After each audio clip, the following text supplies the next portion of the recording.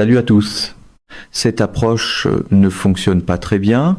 Quand le général Kane se présente là, il donne vraiment l'impression d'un comptable devant son tableur. Nous avons effectué 5000 frappes, nous avons largué un certain nombre de munitions, nous avons touché tant de cibles et tout se déroule selon le plan. Dans la salle de briefing à la Trump, tout se déroule selon le plan, ressemble souvent moins à une stratégie qu'à un reçu imprimé après que l'incendie a déjà commencé. Mais j'ai vécu la guerre du Vietnam et j'ai entendu ce genre de briefing encore et encore jusqu'à la période de 1972-1973 quand les États-Unis étaient, dans les faits, en train de partir. On nous disait la même chose à l'époque. Tant de sorties, tant de bombes larguées, tant de cibles touchées, et bien sûr nous avons perdu. Apparemment, si le tableur est assez long, la défaite est censée ressembler à un rapport trimestriel de réussite. Ce que nous voyons maintenant, ce sont deux campagnes différentes. La campagne américaine avait d'abord été conçue pour décapiter le pouvoir, cela a échoué, maintenant elle est conçue pour détruire. Détruire signifie frapper tout ce qui peut être trouvé et jugé utile.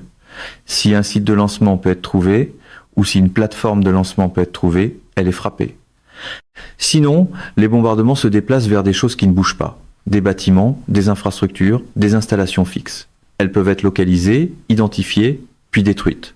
Quand la politique n'a plus de cible vraiment importante, elle commence à se féliciter d'avoir trouvé des cibles qui ne peuvent pas s'enfuir. Du côté iranien, la logique est entièrement différente. Le premier objectif de l'Iran, c'est la survie. Si l'Iran survit, l'Iran gagne. C'est pas suffisant pour les États-Unis. Les États-Unis ont présenté la victoire comme la conquête du pays. Cela signifie qu'à moins que l'Iran se présente pour une reddition de type cuirassé Missouri dans le golfe Persique, toute la campagne risque de paraître ridicule.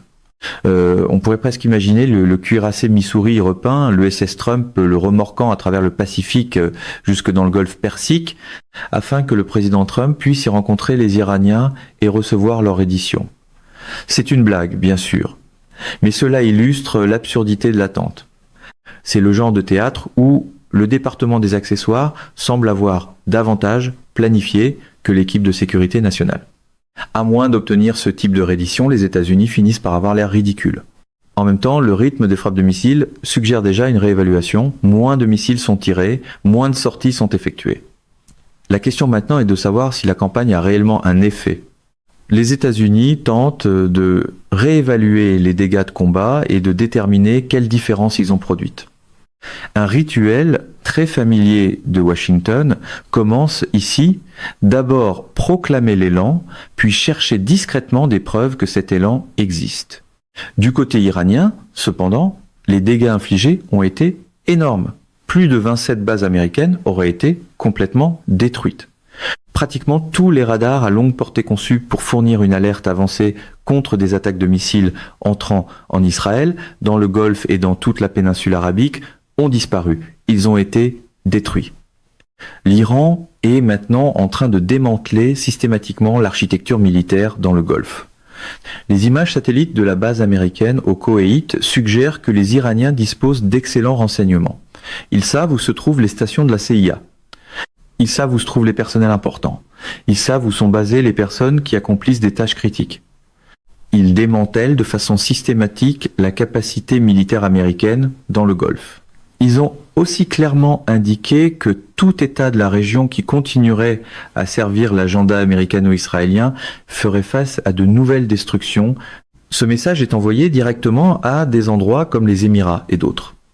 En même temps, la veine jugulaire pétrolière est en train de se fermer au Qatar. Il n'y a plus de stockage. L'extraction est arrêtée. La même chose se produit aux Émirats arabes unis. La plus grande raffinerie du monde a été fermée parce qu'il ne sert à rien de raffiner davantage si le système ne peut pas déplacer la production.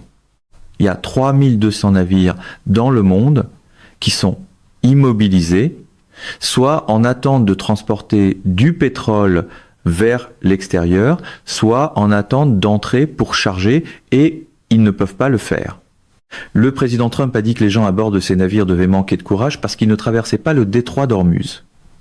Mais il y a une réalité simple qu'il semble ne pas comprendre. Les compagnies d'assurance ne paieront pas et les gens à bord de ces navires veulent réellement rester en vie. Il s'avère que le courage en mer est plus facile à exiger devant un micro que depuis le pont d'un pétrolier non assuré. Le président Trump ne semble pas comprendre ce qui se passe réellement, mais dans l'écosystème médiatique pro-Trump, ne pas comprendre la carte empêche rarement quelqu'un d'y dessiner des flèches. Le résultat, c'est une guerre sans stratégie. Et une guerre sans stratégie devient une guerre sans fin. En même temps, les illusions de Netanyahou, qui veut dominer toute la région et y démontrer la suprématie juive, ainsi qu'à l'échelle mondiale, sont devenues la réalité de Trump. Trump semble maintenant engagé dans cette vision, peu importe le coût pour les États-Unis et peu importe le coût pour le monde. À l'heure actuelle, 25% du pétrole mondial est hors ligne et cela pourrait durer indéfiniment. En même temps, 35% des engrais mondiaux ne sont pas disponibles parce que les composants provenant du Golfe sont essentiels à la production d'engrais. Il existe d'autres sources possibles d'engrais. La Russie peut vendre des engrais et peut être l'Ukraine aussi, même si il n'est pas clair que l'Ukraine soit assez organisée pour faire quoi que ce soit à ce sujet. Mais la Russie peut fournir autant d'engrais que les acheteurs en veulent. Le reste du monde est également entraîné là-dedans. En Asie, certains célèbrent les dégâts qu'ils croient être infligés à la Chine. L'idée est que la Chine dispose de 100 à 115 jours de couverture nette d'importation dans sa réserve stratégique de pétrole, ce qui aide pendant un certain temps. Les États-Unis ont volé le pétrole du Venezuela.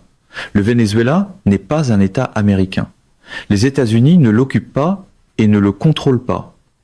Pourtant, Washington peut prendre le contrôle du pétrole vénézuélien d'une manière qui empêche son expédition vers la Chine. Cela est présenté comme une grande réussite. Dans le monde de Trump, cela s'appelle apparemment défendre le marché libre en mettant un cadenas sur le baril de quelqu'un d'autre.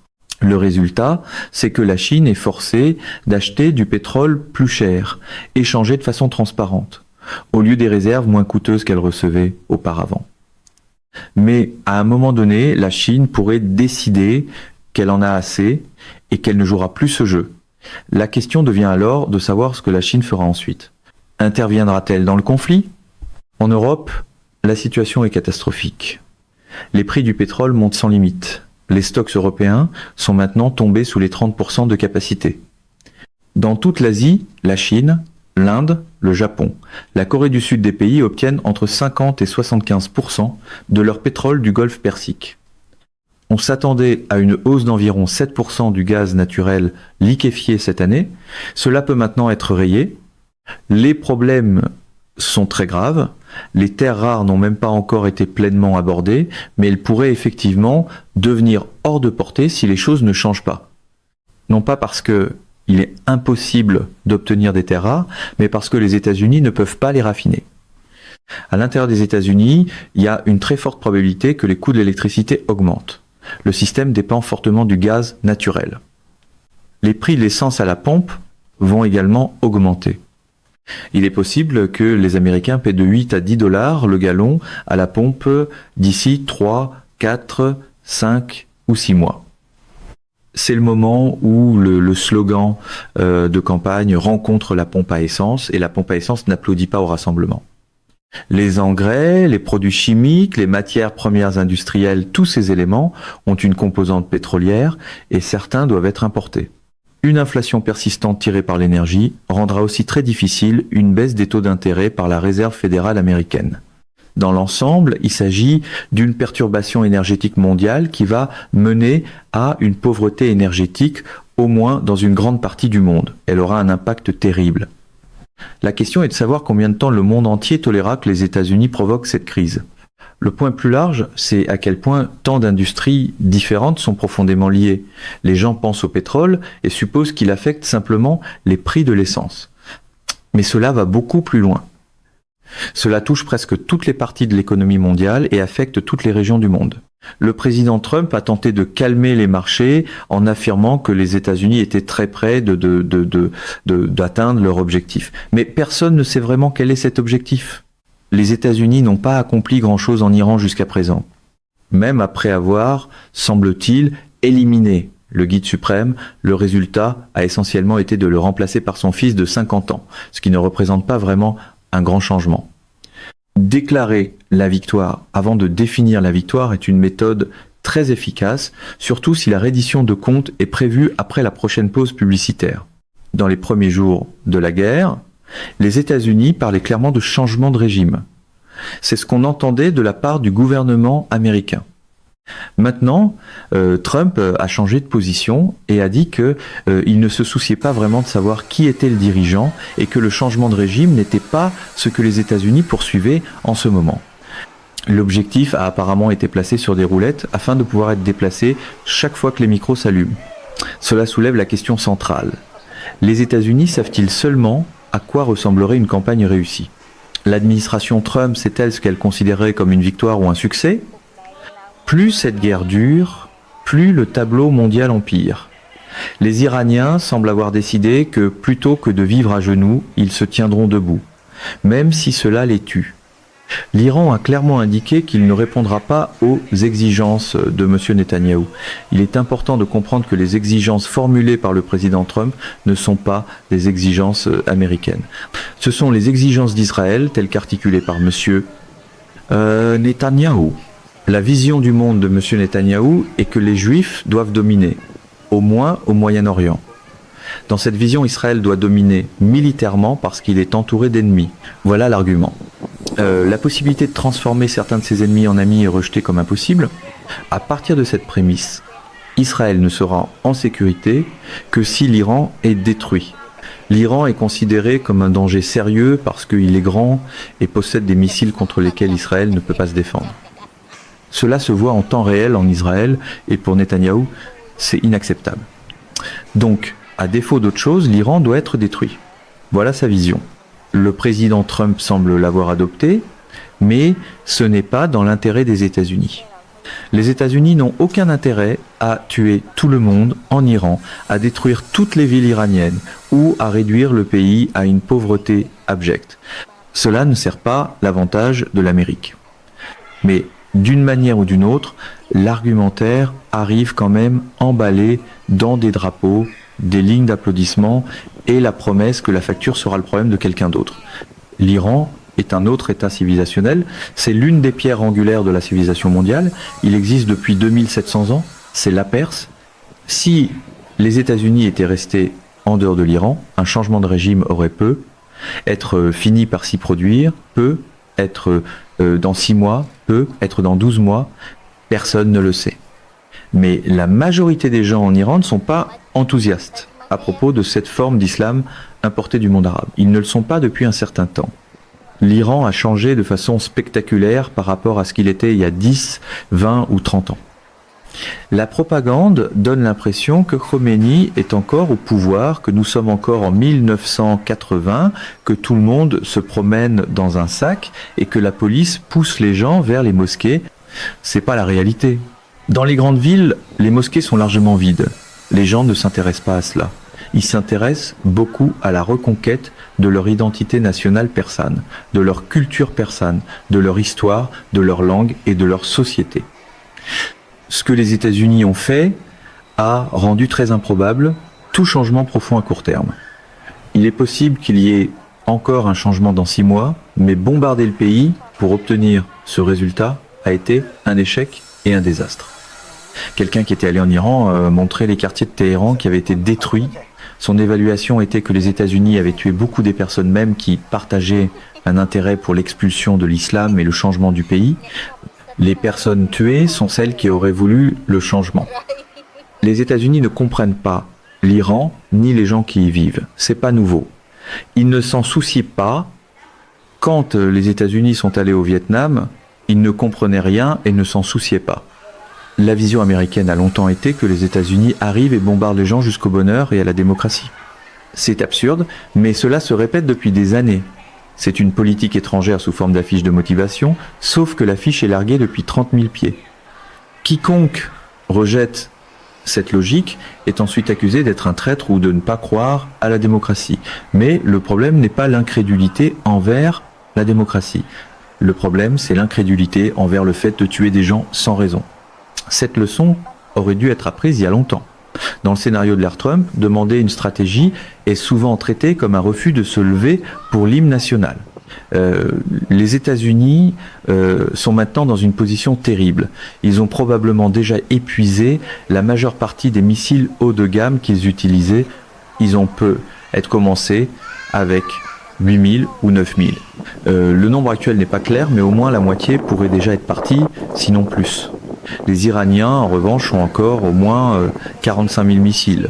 Leur inventaire de drones est également important. Certaines estimations le placent à 50 000, d'autres à 100 000. Les drones se sont révélés très efficaces. Un contact dans l'industrie de la défense a décrit l'un de ces drones comme à peine plus qu'une tôle.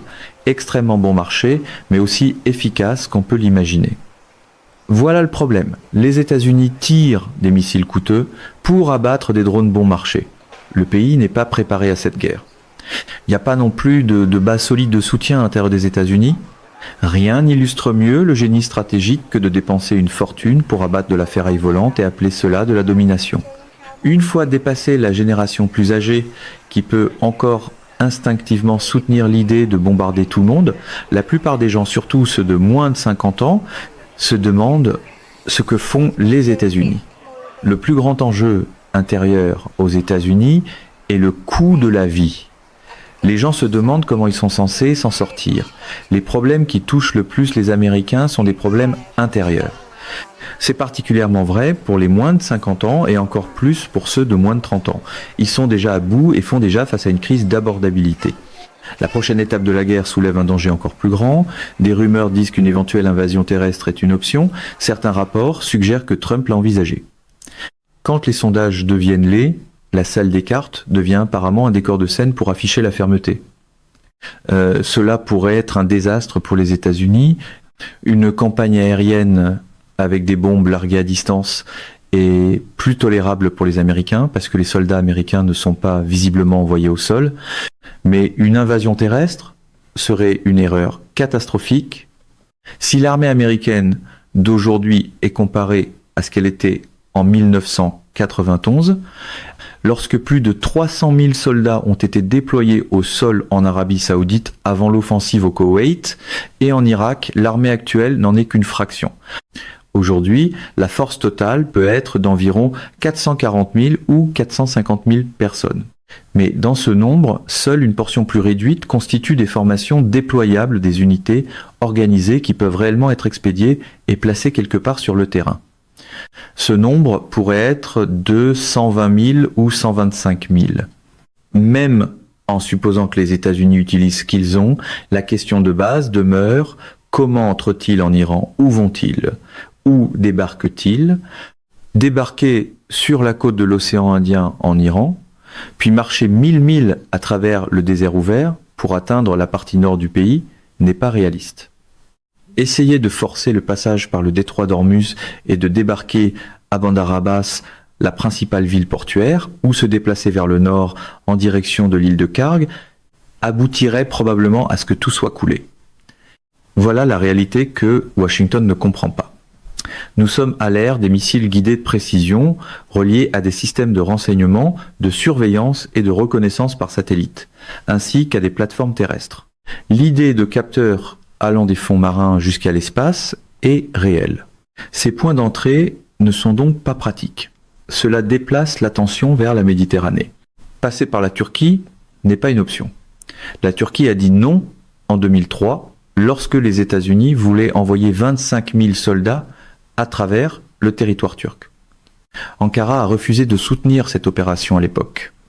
Il n'y a aucune raison de penser que la Turquie la soutiendrait maintenant. La Turquie ne veut pas que l'Iran soit détruit.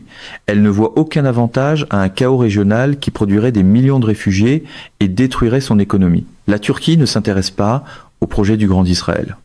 Israël envahit maintenant le Liban et contrôle ce qui reste du sud de la Syrie.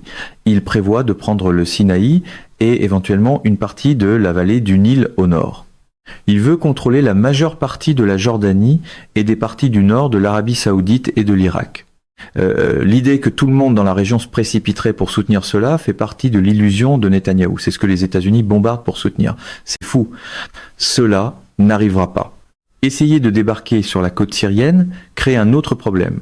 Dès que les forces américaines se présentent en Méditerranée, elles seront repérées par le renseignement et la reconnaissance spatiale. Pendant que les navires sont là à essayer de décharger l'équipement et que les troupes débarquent, ils seraient anéantis depuis l'espace. Envoyer la 82e division aéroportée n'est pas une solution non plus. 11 000 ou 12 000 hommes en parachute peuvent paraître impressionnants, mais en supposant qu'ils ne soient pas tués en l'air, ils doivent atterrir, manger, boire, se déplacer et avoir des munitions. Combien de temps tiennent-ils? Peut être 36 heures. C'est la mythologie des forces légères. Elles ont fière allure et sonnent bien, mais une fois au sol, elles ne peuvent pas faire grand-chose. C'est le genre de plan qui paraît musclé à la télévision câblée et affamée dès la deuxième nuit sur le terrain. Une invasion terrestre de l'Iran n'est pas seulement une idée délirante, c'est une dangereuse excursion au pays du fantasme. Pour faire tout cela avec un effet réel, les États-Unis auraient besoin d'une conscription, ils auraient besoin de main-d'œuvre américaine apte, robuste et de premier ordre, et l'introduction d'une conscription serait un désastre. Il y a ici une distinction importante. Si l'on disait aux hommes américains qui sont envoyés à la frontière mexicaine parce qu'il y a une menace venant du Mexique et qu'ils devront peu être allés vers le sud, la plupart le feraient. Il n'y a pas de refus de défendre les États-Unis et de se battre pour eux. Mais les gens demandent « Que faisons-nous en Iran ?» Quelle menace l'Iran représente-t-il? L'affirmation est que si l'Iran obtient une arme nucléaire, il l'utilisera contre les États-Unis. Il n'y a aucune preuve de cela. Il n'y en a jamais eu. L'Iran ne veut pas faire cela. La menace la plus facile à vendre est toujours celle qui ne demande aucune preuve, seulement un podium plus bruyant.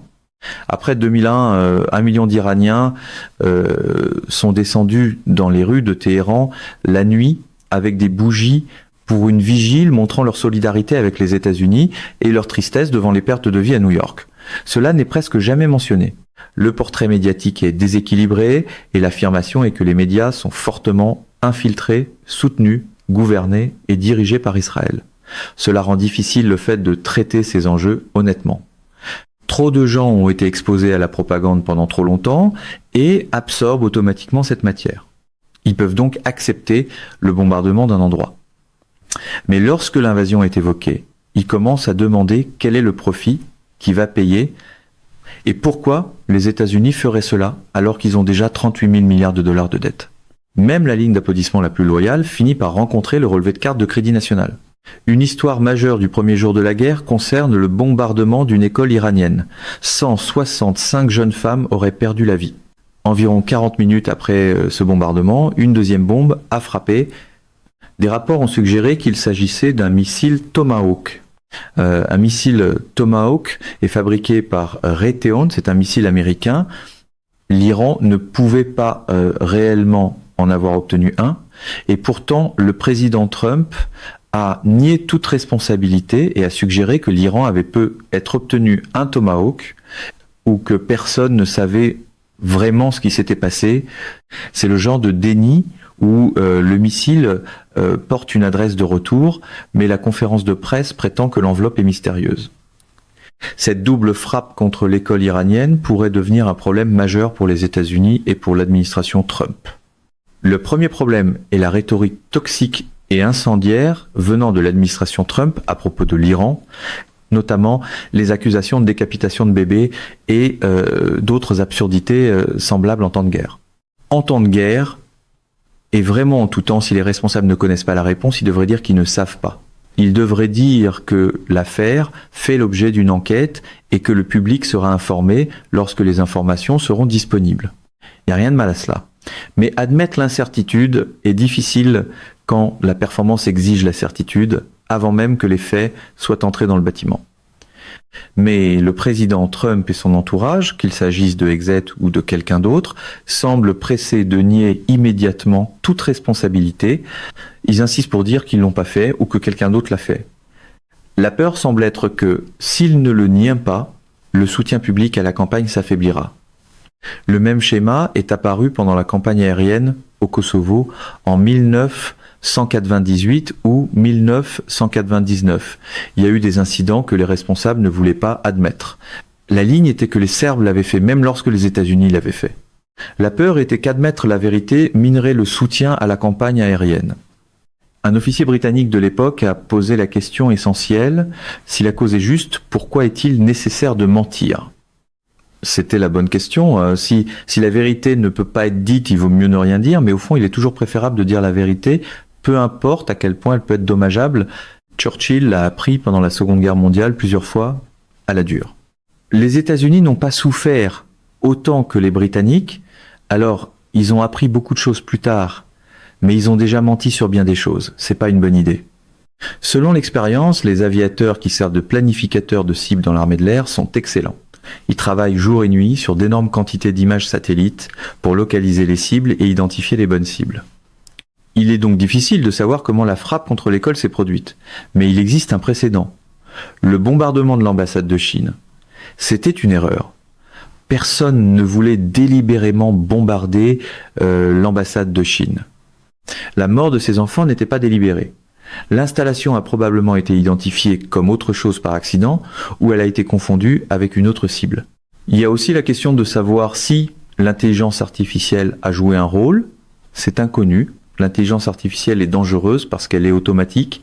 Il peut ne pas y avoir d'être humain capable d'arrêter le processus et de dire « Attendez, laissez-moi vérifier, c'est faux ». Mais d'après l'expérience avec l'armée de l'air, tout ce qui est possible est normalement fait pour s'assurer que la cible frappée est une cible militaire valide. Parfois, la définition est étirée. Une usine fabriquant des automobiles ou des voiturettes de golf peut être frappée parce que quelqu'un conclut qu'elle a une certaine utilité militaire, même lorsque c'est pas vraiment le cas. Cela s'est déjà produit, mais cette frappe contre l'école semble différente. Cela ressemble à une erreur de bonne foi. Quelque chose a été mal identifié comme étant autre chose. Il y a généralement plusieurs niveaux de planificateurs de cibles. En 1999, il y avait 6 niveaux et des dizaines de personnes impliquées. Ce n'est pas un processus où un officier de l'armée de l'air entre dans le bureau du commandant avec une photo et recommande à la légère de la frapper. Les cibles sont examinées très attentivement.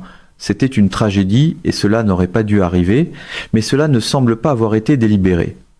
Le problème, c'est le déni. Si une erreur est commise, il faut l'assumer. Si c'était un missile Tomahawk, l'origine est évidente. Les États-Unis devraient reconnaître cette erreur.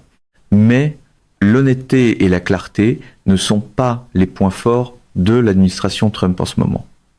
La sortie la plus propre d'une erreur, c'est la vérité, ce qui est précisément pourquoi la salle de presse prend souvent l'autre direction.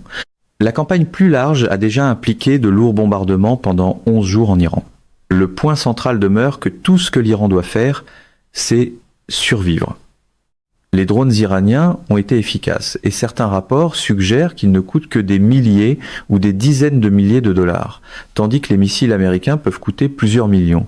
Cela soulève une question sérieuse au sujet des munitions américaines et de la possibilité que le pays soit stratégiquement à court. La guerre en Ukraine avait déjà mis les stocks de munitions sous pression. Les États-Unis étaient déjà très étirés. Les intercepteurs de missiles des États-Unis et d'Israël seraient, eux aussi, à des niveaux stratégiquement bas. La question devient de savoir combien de temps l'Iran doit survivre avant que la capacité militaire américaine et israélienne soit épuisée. Est-ce une question de semaines, de mois ? Les chiffres exacts ne sont pas disponibles, donc toute réponse relève du tir à l'aveugle, mais plusieurs points peuvent être avancés. En mer, les navires qui lancent ces missiles utilisent des lanceurs verticaux, y compris des lanceurs verticaux à l'intérieur des sous-marins. Une fois le magasin de missiles tiré, le navire ou le sous-marin doit se rendre dans un port pour recharger. Si un navire se trouve au sud du golfe Persique, il doit aller jusqu'à Diego Garcia. S'il est en Méditerranée, il doit aller plus au nord et à l'ouest, vers des ports situés là, bas. Cela prend du temps. Et le processus de rechargement doit être effectué avec soin parce que les missiles sont facilement endommagés. Peu importe ce qui se trouve actuellement dans ces magasins, une grande partie a probablement déjà été tirée. À un moment donné, certains navires devront retourner recharger. Les avions ont un problème différent, mais lié. Un porte-avions ne peut transporter qu'une certaine quantité en mer et la destination des cibles est loin. Il faut beaucoup de ravitaillement en vol. Beaucoup d'avions ravitailleurs ont déjà été déplacés hors de l'Arabie Saoudite. Les États-Unis s'éloignent de plus en plus de l'Iran, parce que l'Iran a démontré sa capacité à atteindre et à frapper des actifs américains à grande distance. Cela crée un cauchemar logistique, franchement. L'armée de l'air est dans une position quelque peu différente. Les B-52 et les B-2 sont en Europe, à Diego Garcia ou en Grande-Bretagne. Ils peuvent être chargés et utilisés pour tirer ou larguer des munitions. Ils peuvent utiliser des armes à distance de sécurité ou ils peuvent larguer des bombes gravitaires. Mais l'expérience avec les bombes gravitaires suggère qu'elles n'obtiennent souvent pas grand-chose. Un B-52 par exemple peut larguer 9 bombes de 500 livres, c'est important, mais sans renseignements très précis et à jour, il se peut qu'il ne touche rien de valeur. Une ville peut être frappée, des pâtés de maison peuvent être détruits, un grand nombre de civils peuvent être tués. C'est possible. Mais frapper l'armée de façon significative est beaucoup plus difficile. L'Iran possède de nombreuses installations souterraines, bien plus que ce que beaucoup avaient réalisé, avec des avions, des missiles et des lanceurs sous terre. Pourtant, les États-Unis continueront à faire voler des bombardiers B-52 et B-2. Les B-2 lanceront des munitions plus exotiques. Dans certains cas, ils peuvent lancer des missiles de croisière JSSM à distance de sécurité et des armes similaires. À un moment donné, cependant, les États-Unis doivent prendre du recul et se demander ce qui a réellement été accompli. Qu'est-ce qui a vraiment été fait? Est-ce que cela a changé quelque chose? Cette question doit être posée à répétition pendant toute guerre, peu importe le type de guerre. Une question aussi fondamentale devrait probablement venir avant les bombes, mais Washington préfère souvent le suspense. Cette réévaluation semble être en cours maintenant. D'ici la fin de mars ou le début d'avril, les États-Unis seront probablement très bas sur beaucoup de choses. Le réapprovisionnement n'est pas simple. Il est difficile d'augmenter rapidement la production de missiles. Les missiles ne sont pas comme des obus d'artillerie de 155 mm dont la production peut être accélérée rapidement. Les missiles Patriot, les missiles standards et les systèmes similaires prennent du temps. Une grande idée fausse en Occident est que l'Iran représente une faible menace militaire pour les États-Unis, mais l'objectif de l'Iran est la survie, et il possède de vraies capacités, des drones, des missiles souterrains et la volonté de continuer. La plus grande idée fausse chez de nombreux Américains est l'hypothèse selon laquelle les Iraniens ne seraient pas différents de leurs voisins arabes. Les voisins arabes ne sont pas historiquement un peuple martial de la même manière. Ils n'investissent pas massivement dans la puissance militaire. La plupart des États arabes passent beaucoup de leur temps à essayer de mettre de la nourriture sur la table et d'empêcher leur population de s'entretuer, de devenir agitée ou de renverser le gouvernement. L'Égypte est un bon exemple. Près de 100 millions de personnes vivent en Égypte, alors que ces infrastructures avaient été conçues à l'origine pour environ 30 millions. Nourrir cette population est un défi énorme. L'Égypte est le plus grand État arabe musulman du monde. L'Iran et la Turquie sont différents. Ce sont des Perses et des Turcs, deux peuples avec de très longues histoires. La Turquie, à travers l'Empire ottoman et des siècles de domination, représente un État civilisationnel différent de la Perse, tout comme la Perse est différente des Arabes. Les Perses et les Turcs sont des peuples martiaux. Si la Turquie est engagée dans une guerre, elle se battra jusqu'à ce que tout le monde soit mort. L'Iran se battra jusqu'à ce qu'il ne reste presque plus rien de lui. Les États-Unis n'iront probablement pas jusqu'au bout parce qu'ils ne peuvent pas soutenir cela. Les finances, l'économie et d'autres réalités vont intervenir. Avec le temps, à mesure que la vérité commencera à sortir, les États-Unis devront aussi faire face au fait qu'ils ont subi des pertes, même si ces pertes ne sont pas largement discutées. Israël, en particulier, a été très lourdement endommagé et les dommages empirent chaque jour. La 33e vague de missiles et de drones a déjà été lancée contre Israël. Elle a causé d'énormes dégâts. La presse israélienne censure tout. Une personne peut aller en prison pour avoir montré des preuves de bombardement pendant qu'ils se produisent. La question clé est de savoir quand Netanyahou se lèvera et dira qu'Israël ne peut plus supporter cela. C'est le plus grand danger. Lorsqu'il atteindra ce point, il pourrait dire qu'il va utiliser une arme nucléaire. Le président Trump devrait avoir l'autorité, le pouvoir ou l'influence nécessaire pour l'arrêter, mais il n'est pas clair qu'il les ait. Si des armes nucléaires sont utilisées, tout change. C'est le moment où la diplomatie de séance photo découvre qu'il n'existe aucun rideau dorés assez grands pour cacher les retombées. Cette possibilité est profondément inquiétante. Ce serait un acte suicidaire pour Israël parce que le monde l'abandonnerait.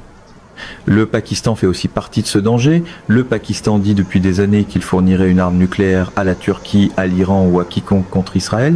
Ce n'est pas une bonne chose.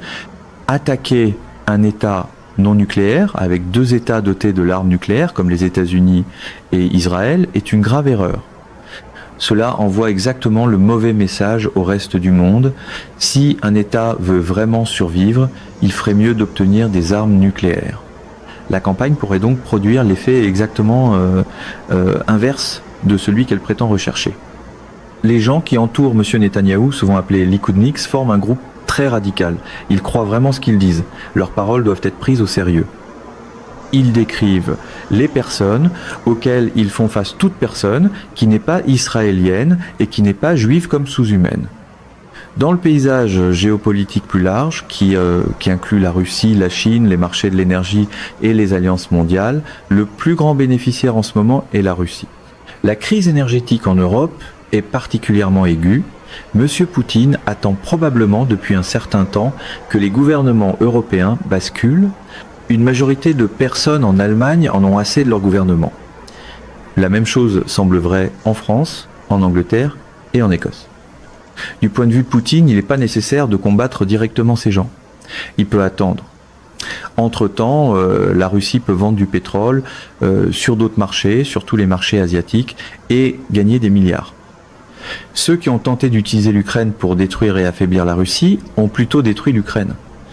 L'Ukraine pourrait même ne pas rester viable comme État-nation, compte tenu des pertes qu'elle a subies. Il y a eu beaucoup d'affirmations selon lesquelles la Russie aurait échoué ou perdu, mais la Russie a réussi.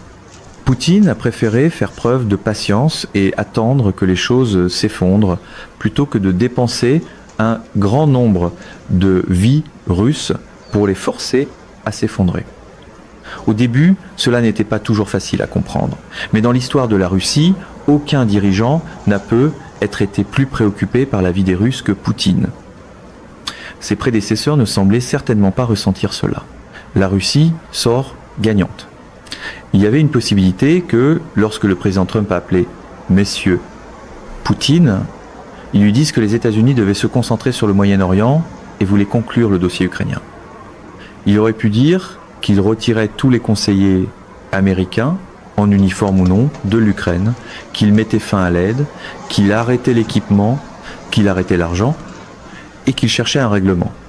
Il aurait pu dire qu'une fois ces mesures prises dans les 24 heures, Poutine devrait appeler et des équipes pourraient commencer à discuter des arrangements territoriaux. Cela aurait été le mouvement logique.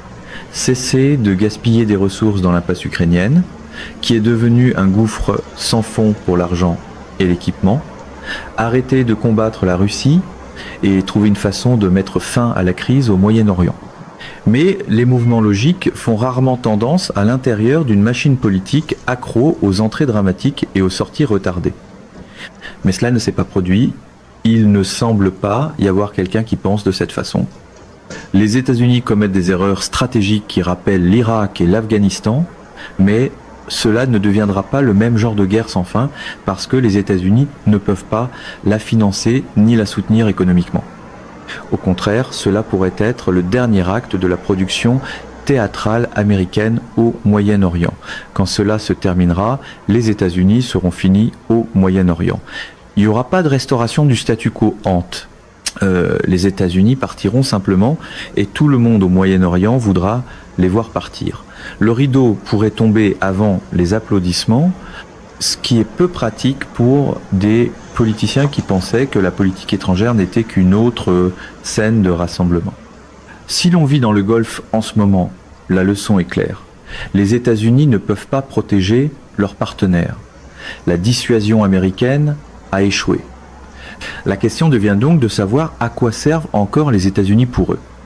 Mesdames et messieurs, notre émission d'aujourd'hui s'arrête ici.